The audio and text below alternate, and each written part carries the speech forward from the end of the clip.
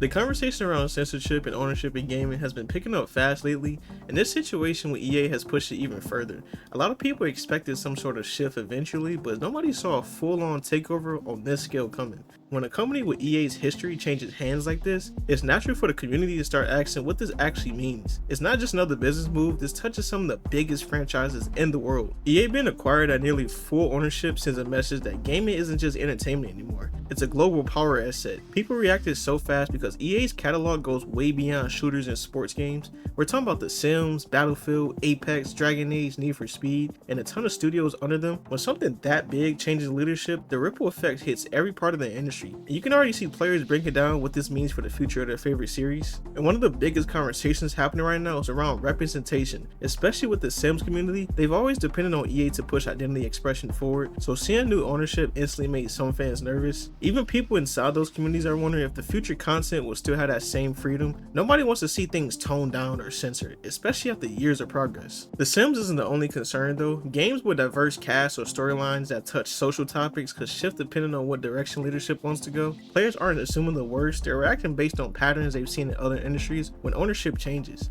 Fans just want reassurance that studios aren't going to get squeezed into playing it too safe. And if there are changes, people want transparency instead of surprise updates. When a foreign-backed group like this buys a majority stake in a Western publisher, politics and gaming end up mixing whether people want them to or not. So players worry about certain things disappearing or being softened to avoid controversy. Others just don't want games influenced by anything outside of the creative vision and the developers actually making them. It's that uncertainty that creates all of this noise, and EA hasn't exactly built a reputation for clear communication. EA didn't sell because they were struggling. That's what surprised most people. They sold because someone showed up with money that basically guaranteed the deal. So fans instantly wondered what the long-term purpose of a buyout this massive really is. And knowing EA, players are trying to figure out whether this leads to better games or tighter monetization. Even before this deal, EA leaned heavily into microtransactions, battle passes, and live service structures. This could push those even further since those models bring in consistent cash every quarter. People are already worried that the success of Ultimate Team might bleed into other franchises even more than it already has. And honestly, based on EA's track record, the concerns are pretty fair. The fear isn't that things change, it's that things get worse. EA Originals is another area people are watching. Those smaller passion projects gave EA a lot of goodwill the last few years. Games like It Takes Two and Unravel showed that EA can actually back creative experiments when they wanted to, but buyouts usually put those types of projects at risk because they're not guaranteed hits. If Originals start slowing down, we all gonna know why. Fans also immediately pointed out EA's long history with shutting down studios. They've closed teams before due to financial performance. Even when the fans love what those studios made, with new ownership expecting big returns, that pattern could easily be repeated. And with how expensive game development has gotten, studios with slower production cycles are always the first ones targeted. It's the reality of the business. Sports fans are also concerned about this because Madden and EA FC aren't going anywhere, but the monetization inside those games could go up really fast. Those titles already bring in billions each year from card packs and online modes. New leadership might push that formula even harder since it's the easiest way to generate steady profit. And if that happens, these games could get even more crazier with their pay-heavy content. Even developers outside of EA are reacting to this because it signals a shift in how major publishers might operate in the future. If buyouts like this continue, gaming slowly becomes more consolidated and less creator driven.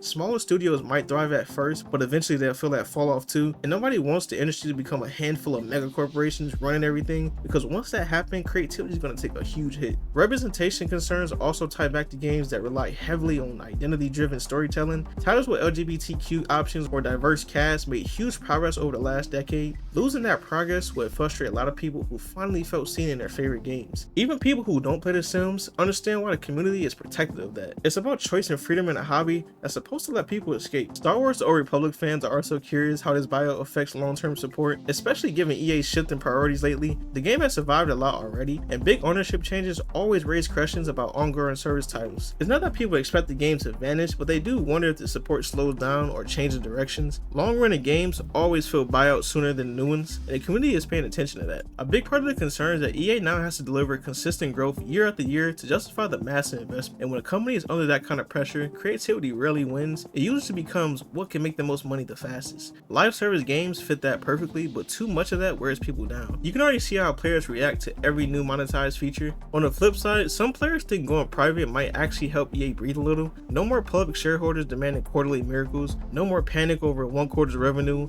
In theory, that could give EA more room to polish games instead of rushing them out, but that depends entirely on what the new owners value the most. Even with all these concerns, it's not guaranteed to fail. EA still has incredibly talented teams and some of the strongest IP in the industry. The right leadership can unlock huge potential that EA never fully used before, but if that focus shifts too far towards safe profits, a lot of the talent gets wasted. Fans just want to know which version of EA they're getting. You can tell how big this moment is because conversations aren't just happening in the gaming space. Tech forums, political spaces, entertainment circles, everyone is discussing it. And that's how massive EA is. And when something this big changes direction, people from every part of the industry are gonna notice. This isn't something that gets swept under the rug in a week. One thing that's guaranteed is that EA's next wave of releases will reveal everything. Not in the trailers, but in the smaller details players always catch. Things like customization options, story direction, monetization, themes, and community support. Gamers notice when things changes, and they'll call it out long before the media does. The Sims 5, Dragon Age, FIFA, Apex, all the long-term roadmaps are big indicators everybody's watching. Those titles will show whether EA keeps pushing forward with the same identity or take a safer, more sanitized route. Players aren't guessing, they're analyzing. Because they've been burned before about corporate decisions, and this buyout is bigger than anything EA has ever gone through. Studio culture is another thing at risk. Smaller creative teams inside EA thrive because they had room to pitch unpredictable ideas. If leadership starts tightening control, those projects disappear fast. And those were some of EA's brightest moments in the last decade. Losing that side of EA would be a huge blow. EA also has to deal with the pressure of being an industry leader while adjusting to a completely new expectation. That mix can lead to some strange decision making inside the company. Engineers, writers, artists, producers all feel it differently. Some roles become more restricted, others lose influence altogether. If EA does start tightening control over creative risk, any studios actually benefit. Players always move towards authenticity when big publishers get too corporate, and we've seen it already with games like Baldur's Gate 3, proving players want passion, not formulas. EA could accidentally create another wave of any success, but that's not exactly a win for EA. The community isn't giving up on EA, people just want clarity. They want to know what's changing, what's staying the same, and what's at risk. Transparency goes a long way in situations like this, and right now EA hasn't said much of anything. The next 12 to 18 months are going to be the most important in EA's history. Every game release, update, roadmap, and developer interview will tell part of the story. Fans aren't waiting for rumors, they're watching what actually happens this time. EA can't hide behind marketing this time. The decision speaks louder than trailer. But yeah, the gaming industry is in a mixed territory right now, and it makes sense why. This isn't a small deal. It's just one of the biggest publishers into completely uncharted territory. This concern isn't coming from hate, it's coming from people who grew up with these franchises and want them protected. All we can do now is watch what EA does next and hope they prove everyone wrong for the right reasons. Let me know what you guys think about this. Hope you guys enjoyed the video. Like, comment, subscribe, and all that good stuff. It's your boy Memories. I'm gonna catch you boys next time. Peace.